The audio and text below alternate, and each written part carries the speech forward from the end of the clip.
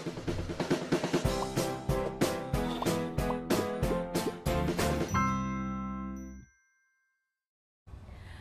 Mama, kembali lagi nih di Pop Mama Parenting Academy 2020 with Tokopedia. Masih bersama saya Febriski Yahya yang menyiarkan langsung dari studio IDN Media. Wah Mama, udah gak kerasa ya, sekarang ini kita udah masuk hari ke-6 Mama. Udah gak kerasa banget dari kemarin-kemarin kita udah banyak sesi yang telah dilewatkan ya Mama ya. Nah kita akan nanti ini akan membahas lagi mengenai metode terapi kesuburan dan efektivitasnya untuk mendapatkan keturunan. Pastinya kita sudah bersama dengan sang pakar. Saya akan ditemani oleh seorang spesialis kebidanan dan kandungan dan juga konsultan subspesialis fertility dan hormon reproduksi dari RS Omnipulomas, yaitu Dr. Caroline Tirtajasa SPOG Konsultan. Buat Mama yang udah kepo dan gak sabar, langsung aja kita invite ya narasumber kita. Halo, selamat malam Dr. Caroline. Selamat malam Febri. Yeay. Apa kabar dok? Baik. Baik ya, alhamdulillah. Jadi nanti kita akan bahas macam-macam nih dok ya. Yang itu pertama macam-macam terapi kesuburan yang bisa dilakukan oleh pasangan suami istri. Lalu ada kondisi-kondisi khusus untuk terapi kesuburan. Ada cara assessment untuk terapi kesuburan. Efektivitas terapi kesuburan untuk mendapatkan kehamilan. Gimana nih Ma? Udah gak sabar dong? Langsung aja kita tanya-tanya ya dok sama Dokter Caroline. Apa kabar dok? Dokter, mau nanya nih, sibukannya apa sekarang? Kesibukannya macam-macam, mulai dari operasi, merawat pasien di rumah sakit, juga ngurus rumah. Oh iya. Kalau masa PSBB gini gimana dok? Apa ke rumah sakitnya lebih banyak pasien atau gimana dok? Jadi program hamil sih sudah berjalan secara normal lagi sejak bulan Mei. Jadi program hamil seperti inseminasi, bayi tabung sudah normal lagi berjalan sampai sekarang. Selama berjalan. Tapi kalau intensitas pasangan yang berkonsultasi ke dokter gimana? Apakah berkurang atau mereka menunda bahkan karena adanya pandemi? Waktu awal-awal sekitar Maret April 2020 sempat ya pasien-pasien agak takut ya untuk datang ke program hamil. Tetapi untuk saat ini sejak bulan Mei lah ya kira-kira sekarang sudah kembali normal lagi seperti biasa. Gitu. Karena kebetulan rumah sakit Omni ini juga rumah sakit yang bukan rujukan corona. Jadi apalagi kalau poliginekologi, poli saya relatif aman ya karena non infeksius. Kita jauh wing yang berbeda dengan poli penyakit dalam dan poli THT. Oh gitu, jadi relatif lebih aman. Jadi intensitas pasien juga sudah mulai normal ya dok ya? Iya betul. Oke, tadi kan dokter bilang sibuk operasi, juga ada banyak pasien gitu dok, dan juga kerja di rumah, ngurus rumah juga dok ya, luar biasa, dong. Sibuk banget. Ibu-ibu tetap ibu-ibu ya, mama-mama tetap mama-mama. Justru itu yang paling sibuk ya dok ya, ngurus rumah ya dok ya, sama ngurus anak-anak. Betul. Oke, kan kalau kita sebagai mama-mama dan papa-papa itu sudah cukup familiar dengan terapi kesuburan dok ya. Tapi mungkin banyak yang belum tahu, baru tahu kulit luarnya doang gitu dok, belum tahu detailnya. Bisa dijelasin nggak sih dok, terapi kesuburan itu seperti apa sih dok? Jadi terapi kesuburan ini maksudnya mungkin secara lebih persis program hamil. Ya. Jadi program hamil ini macam-macam sebetulnya. Yang jelas nanti program hamil apa akan disesuaikan dengan kondisi pasangan, dengan kondisi suami istri. Tentunya dengan melewati pemeriksaan dasarnya dulu. Dari pemeriksaan dasar diketahui kondisi suami istri, kemudian akan ditentukan program hamil yang sesuai dengan kondisi tersebut apa yang bisa dijalani oleh pasangan tersebut. Oh gitu dok ya. Terus kira-kira macam-macam terapi kesuburannya apa aja dok untuk suami istri? Jadi program hamil kalau ternyata nanti dari hasil pemeriksaan dasar yaitu HSG, sperma analisa dan hormon-hormon semuanya normal, kita masih bisa coba program alami namanya. Program alami kalau misalnya nggak hamil-hamil juga kita harus move on ya, naiklah ke program inseminasi intrauterin. Nah kalau inseminasi intrauterin tidak berhasil juga ya kita harus move on juga. Ya karena target hamil, kita move on ke bayi tabung. Itu yang paling canggihnya ya untuk saat ini. Meskipun sekarang sih sebetulnya sudah biasa banget bayi tabung. Oke, jadi yang pertama screening dasar dulu dok ya. Kalau yang semuanya normal berarti alami. Alami itu seperti apa dok? alami, jadi kita lakukan stimulasi ovarium. Stimulasi ovarium ini adalah hal yang tidak bisa dipisahkan ya dari semua program hamil. Semua program hamil akan melewati proses stimulasi ovarium, yaitu ovariumnya atau induk telurnya distimulasi supaya sel telur yang besarnya bisa didapatkan lebih dari satu untuk memperbesar kemungkinan hamil. Ya. Itu. Jadi yang alami stimulasi ovarium saja dok ya? Lebih dari jadi kalau yang alami stimulasi ovarium setelah sel telur besar diatur kapan berhubungan suami istrinya. Jadi kan biasanya kita cek ada nggak sel telur yang besar itu pada H11, dihitung dari mens hari pertama tentunya ya. Nah saat H11 lakukan USG transvaginal, nanti saya akan lihat berapa ukuran sel telur besar atau sel telur matang. Nah normalnya di H11 sel telur matang itu ukurannya mencapai 18 sampai 20 mili. Nah kalau ukuran itu sudah tercapai maka silakanlah berhubungan. Biasanya hubungan masa subur itu H11 sampai H22 2 hari sekali. 2 hari sekali dok ya? Iya betul. Wah gimana yang LDR ini ya? H11 sampai H22. Oke. Lalu dilanjutkan dengan inseminasi ultrauterin dan juga terakhir bayi tabung ya dok ya? Iya betul. Tadi kan sudah bicara masih macam-macam soal terapi kesuburan. Ada nggak sih dok kondisi khususnya? Kondisi khusus maksudnya penyakit-penyakit tertentu yang memerlukan terapi secara khusus ya. Jadi misalnya hal-hal seperti pasien-pasien dengan PCO, problem PCO, dan pasien-pasien dengan problem endometriosis itu memerlukan bantuan lebih khusus, treatment yang lebih khusus lagi. Jadi saat awal diperiksa apakah pasien-pasien ada penyakit penyerta. Antara lain penyakit penyerta itu adalah PCO. Ya, PCO ini kondisi di mana sel telur kecil semua, susah dibikin besarnya. Nah, itu harus dilakukan stimulasi ovarium tadi, tetapi dengan level yang berbeda ya, karena obat stimulan kan bermacam-macam. Kita bisa coba dari level yang paling rendah sampai paling tinggi. Itu kalau PCO. Kalau endometriosis biasanya dia kalau ada miom atau kista ya, nyeri haid yang hebat, itu juga harus kita terapi dulu. Ya, misalnya kalau untuk kista kita lakukan laparoskopi, yaitu operasi minimal invasif dengan lubang kecil saja untuk mengangkat kista endometriosis sekaligus mengangkat endometriosis stadium 1-2.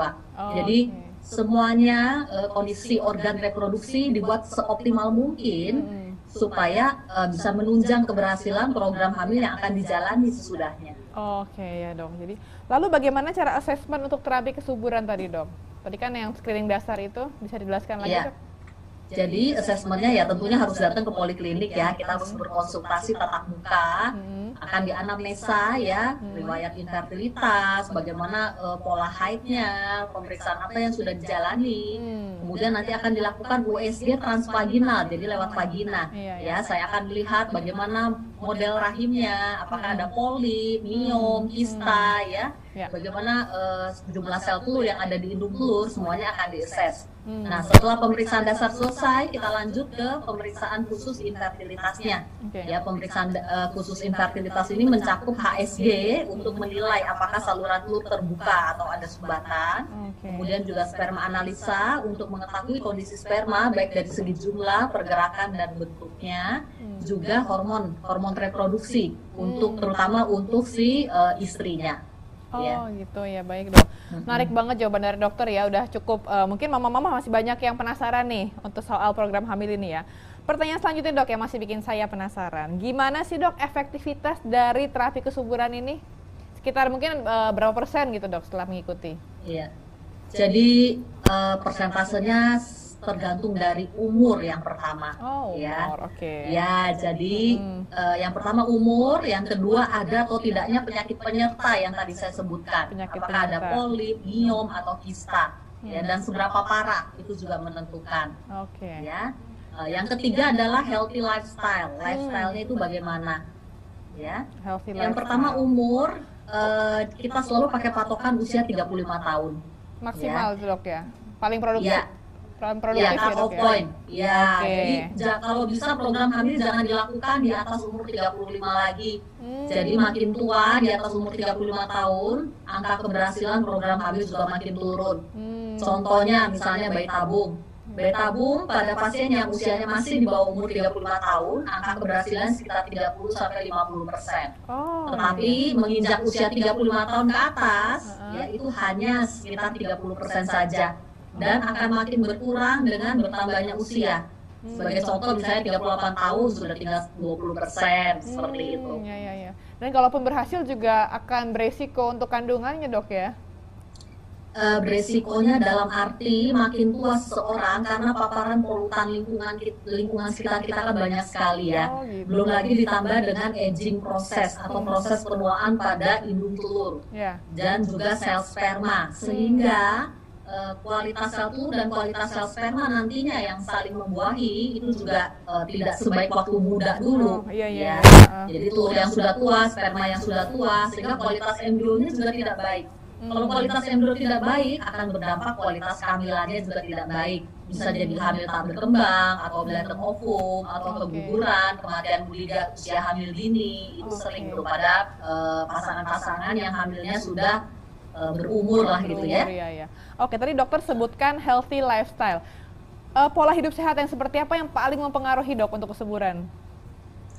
Jadi pola hidup sehat ini sebetulnya hanya salah satu faktor ya dari sekian banyak faktor yang menentukan seseorang bisa hamil atau tidak ya. Tapi tentunya faktor ini healthy lifestyle ini bisa dimulai dari sekarang ya. Pasangan bisa melakukannya. Pola makan, pola tidur, pola berolahraga ya. Itu dan rokok itu juga ya sangat mempengaruhi kesuburan. Ada makanan tertentu nggak sih, Dok? Ya.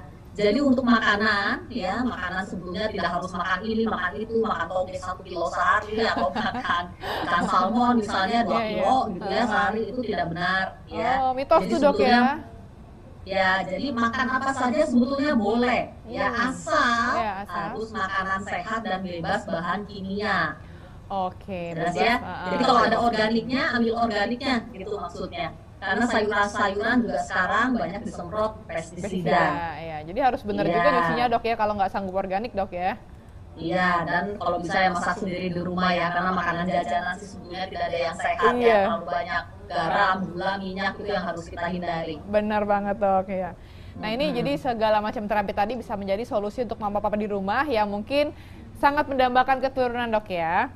Selanjutnya, Dok, kalau udah menikah, Dok ya, berapa lama nih baru dibilang kita perlu ke dokter nih gitu? Berapa lama, Dok? Berapa tahun nih setelah menikah misalnya? Oke, jawabannya 1 tahun. Ya. 1 tahun, Dok ya? Jadi definisi infertilitas itu kalau sudah 1 tahun menikah, hubungan teratur tanpa alat KB dan belum hamil juga, itu segeralah diperiksakan ya. Karena secara statistik 90% pasangan usia subur ya dalam 1 tahun menikah harusnya hamil. Ya. Nah, kalau tidak hamil juga setelah lewat 1 tahun itu berarti ada apa-apa dalam tanda kutip yang memerlukan bantuan untuk bisa hamil. Oh gitu. Yang asal berhubungan secara teratur dan sehat ya, Dok ya? Betul. Berhubungan tadi 2 hari sekali tadi, Dok ya, HB-nya? Ya. Jadi masa subur itu ditentukan dari H11 sampai H22, dihitung dari mensari pertama. Mensari pertama itu H1 hitungannya. Oke. Iya, jadi H11 sampai 22, hubungan 2 hari sekali. Oke, gitu. Ya. Tapi seberapa banyak, jadi kalau sekarang, kalau saya perhatikan tuh, masih mungkin pengaruh budaya. Kalau misalnya ada pasangan yang belum juga dikarunia anak, biasanya pihak perempuan mungkin lebih disalahkan, Dok. Bener nggak sih, Dok? Iya, betul. Nah, itu salah besar sebetulnya ya. Salah besar di masyarakat kita masih salah. Jadi saya luruskan ya. Jadi penyebab infertilitas itu dibagi beberapa faktor ya. Faktor perempuan dan laki-laki itu sama, 30% menyumbangkan faktor ketidaksuburan atau susah hamil ini. Selebihnya adalah faktor yang tidak diketahui.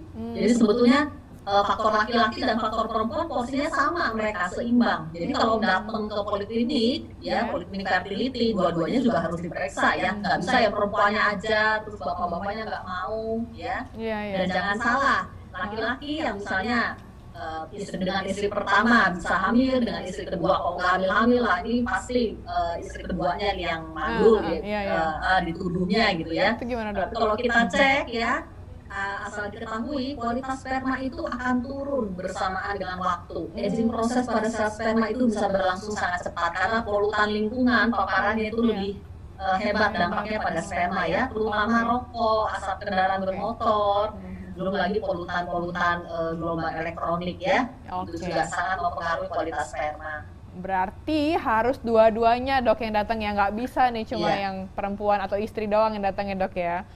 Betul. Oke, tadi dokter menyebutkan soal PCOS ya, itu sebenarnya bisa dicegah nggak sih dok yang sel telurnya kecil-kecil itu? Mungkin ada mama-mama yang ingin hamil tapi didiagnosa PCOS jadi kayak langsung drop gitu, langsung down. Tidak perlu down ya, pasien-pasien saya yang PCO itu banyak yang hamil.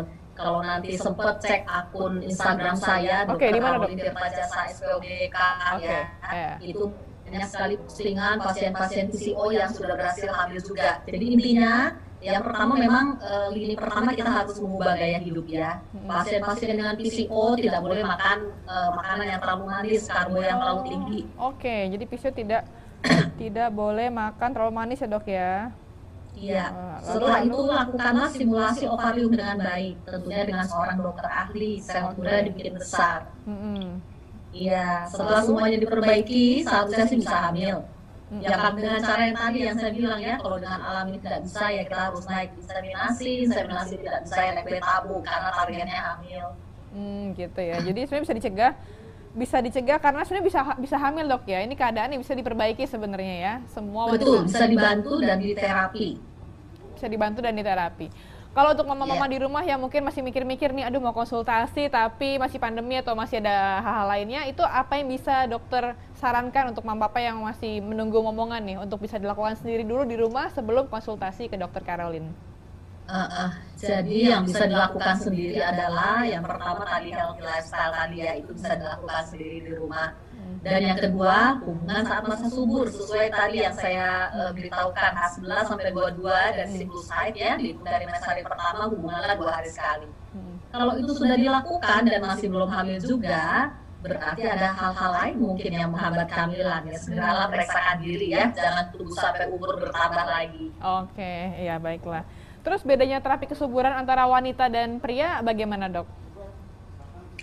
Jadi terapi kesuburan kalau pada yang wanita ya kita perbesar sel telur karena kan sel telur si perempuannya ya, si pihak istri.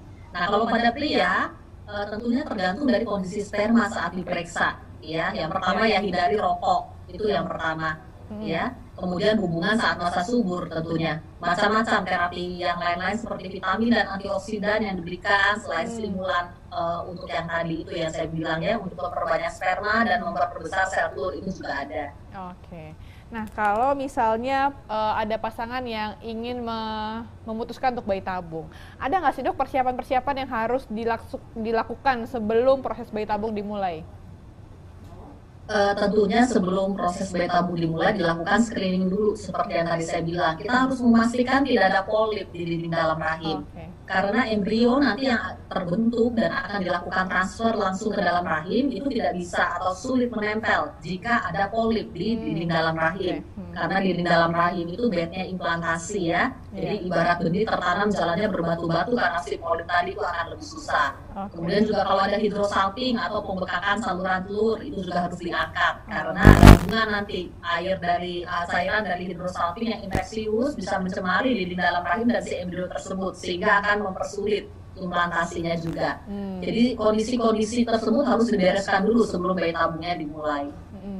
Lalu dokter akan menyarankan sesuatu yang lain mungkin kesehatannya harus apa, harus rutinitas lain yang harus diubah misalnya?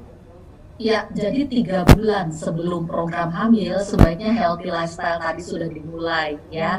Karena sperma dan sel telur yang dikeluarkan saat ini, hari ini, itu prosesnya sudah dimulai dari 3 bulan sebelum. Oh gitu dok ya? Iya, itu yang tidak diketahui banyak orang ya. Karena itu nggak bisa instan ya apa-apa ya. Jadi healthy lifestyle segala macam itu proses ya, harus dari 3 bulan sebelum itu minimal. Demikian pula dengan vitamin, antioksidan yang diminum itu juga dampaknya setelah 3 bulan lagi sebetulnya. Oh baru 3 bulan, ya. Dokter ada tips nggak untuk misalnya pasangan-pasangan yang akan menikah dok, agar setelah nikah ya bisa langsung jadi gitu dan berkualitas? ya selain healthy lifestyle tadi sih sudah pasti ya. Ya. Kemudian ya kalau bisa datang untuk memeriksakan diri ya. Kadang-kadang penyakit-penyakit kandungan seperti miom, kista, atau polip itu tidak ada gejalanya sama sekali. Oh iya, Ya, iya. Jadi pranikah itu betul. bisa dilakukan ya dok ya, screeningnya ya? Bisa. Jadi ya saat menikah nanti semuanya sudah beres gitu, Udah tinggal siap ya. hamil. Iya, cuma orang-orang kan masih memandang, ih kok belum nikah sudah ke dokter kandungan gitu dok ya. Nah, itu yang salah. Sebetulnya yang ke dokter kandungan itu mulai dari anak perempuan yang masih kecil ya. Oh Kadang-kadang ya. anak perempuan juga ada problem mensnya juga ya. Sampai nenek-nenek tuh. Oh, Jadi iya, semua iya. perempuan datangnya ke Betul. dokter kandungan kalau untuk urusan reproduksi. Oke baik dok, ini menarik banget tuh informasinya. Dokter ada nggak 1-2 menit ya rangkuman atau yang akan disampaikan ke mama-mama tentang fertilitas dan kesuburan ini? Baik. Jadi untuk para ibu-ibu yang ingin segera hamil ya, yang pertama harus lakukanlah hidup sehat ya. Hidup sehat, seorganik mungkin ya, makan makanan berkualitas, berolahraga, dan juga tidur harus cukup minimal 8 jam sehari sebetulnya kecukupan tidur. Kemudian lakukanlah hubungan saat masa subur ya, hubungan masa subur pada H11 sampai 22 2 hari sekali. Ya, dan kalau ingin hamil jangan tunggu umur makin tua. Deadline fertility itu terutama kita para perempuan ya itu punya masa kadaluarsa dalam tanda kutip ya, yaitu umur 35 tahun cut-off point-nya. Ya, jadi kalau ingin program hamil jangan tunggu tambah tua, lakukan kalau bisa sebelum umur 35 urusan hamil dan melahirkan sudah beres. Oke, baik dok. Terima kasih banyak dok ilmunya. Sungguh-sungguh sangat bermanfaat sekali dok ya. Jadi kalau untuk Terima mama kasih papa, juga. terima kasih. Untuk mama papa yang masih ingin tanya-tanya, silakan langsung ke Instagram dokter tadi ya. Apa dok nama Instagramnya? Dr. Caroline Tirta Jasa SPOGK. Oke, atau langsung aja datang ke RS Omni dok ya. Belum mas, lan bikin janji sama dokter. Boleh. Baik, sekali lagi terima kasih banyak Baik. dokter ya telah hadir di Pop Mama Parenting Academy ini. Terima kasih juga untuk mama dan papa yang telah join. Semoga informasi tadi bermanfaat dan dapat diaplikasikan ya. Oke mama, jangan kemana-mana karena kita masih akan ada sesi talk show selanjutnya. Tetap jaga kesehatan dan sampai jumpa.